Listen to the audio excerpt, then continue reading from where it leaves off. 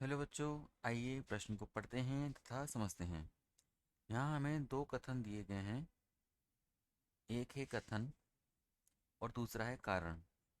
हमें बताना है कि कथन और कारण दोनों सत्य हैं तथा कारण कथन का सही व्याख्या करता है। देखिए, कथन हमें दिया गया है, दो संयुग्मी अतिपरवलयों की उत्केंद्रताएं 5/3 तथा 5/4 हैं। यह कथन है। और कारण दिया गया है कि यदि दो संयुग्मी अतिपरवलयों की उत्केंद्रताएं E तथा E1 है, तब E तथा E1 का गुणनफल 1 से बड़ा होगा। आइए प्रश्न की मुख्य अवधारणा पर आते हैं। मुख्य अवधारणा।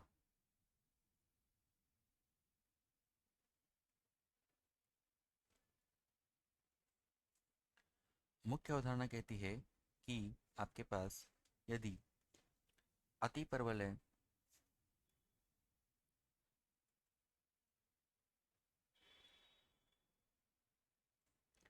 x की घात 2 बटे a की घात 2 ऋण y की घात 2 बटे b की घात 2 बराबर 1 के लिए यदि उत्केंद्रता E है तो A व B में संबंध निम्न प्रकार दिया जाता है।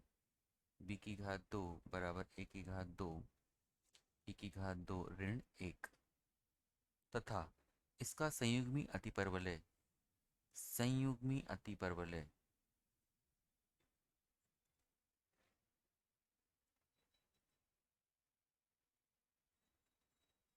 यह y की घात 2 बटे b की घात 2 ऋण x की घात 2 बटे a की घात 2 बराबर 1 से दिया जाता है तथा इसके अगर उत्केंद्रता E1 है तो E1 A तथा B में संबंध a की घात 2 बराबर b की घात 2 गुणा e की घात 2 ऋण 1 से दिया जाता है।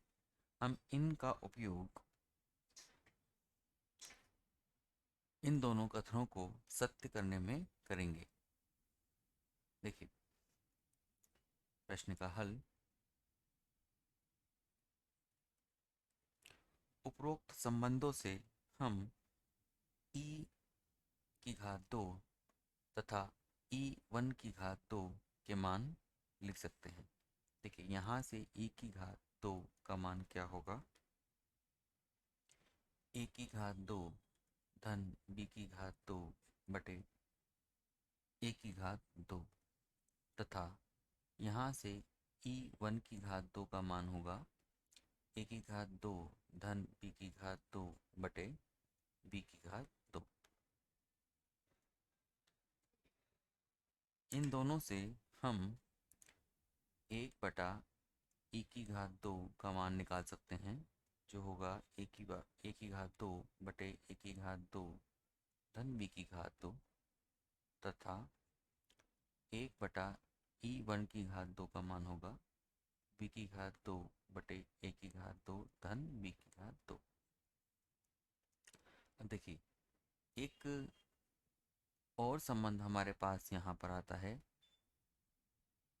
इन दोनों संयुग्मी अतिपरवलयों की उत्केंद्रताओं में संबंध, अगर हम इनको योग कर देते हैं तो हमें क्या मिलता है? a की घात 2 b की घात 2 धन a की घात b की घात 2 बटे a की घात 2 धन b की घात 2। इनका लसापा लेकर हल करने पर a की घात 2 b की घात 2 बटे a की घात 2 धन b की घात 2 बराबर 1।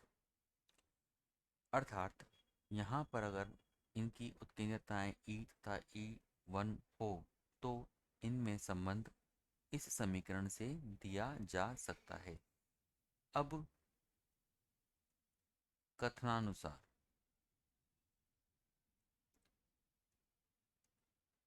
कथन के अनुसार हमें उत्केंद्रता दी गई हैं, वो हैं E है 5/3 तथा E1 है 5/4।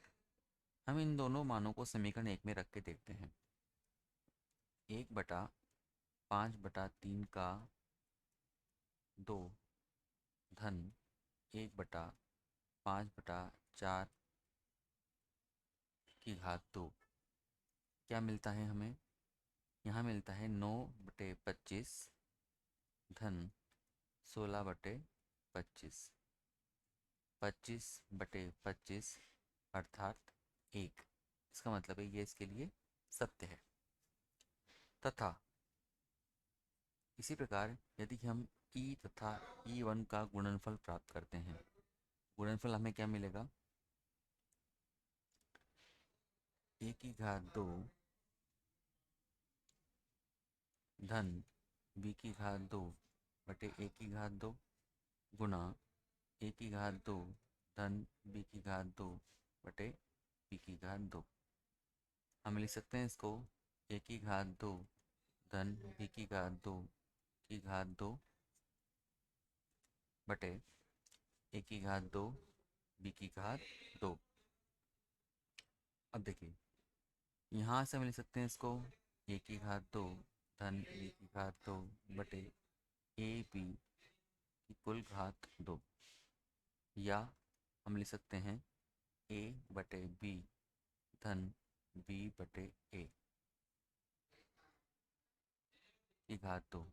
अब देखिए यह a b से बड़ा हो चाहे b ही a से बड़ा हो, दोनों ही